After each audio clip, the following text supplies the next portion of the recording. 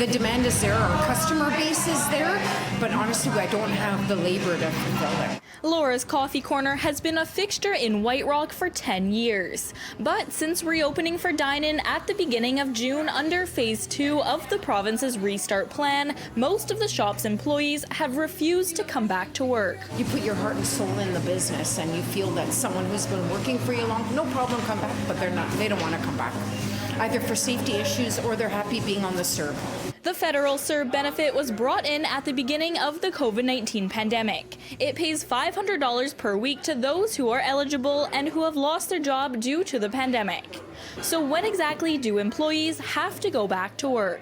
If there is a job available to you under CERB, you should be going back to work unless you meet one of the exceptions, which would entitle you to stay on CERB. And typically that means there's no job for you, which wouldn't apply if the employer is saying come back. You're in quarantine or you're sick due to COVID-19, which clearly we don't want you back in the workplace and you shouldn't be there.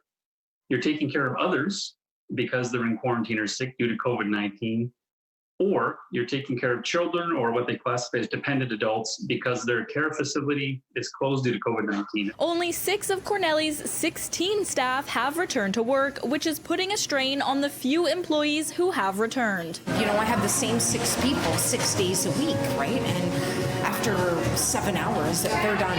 The coffee shop has several safety measures in place, like tables 6 feet apart, plexiglass over the cash register, and markers on the floor showing people exactly where to stand.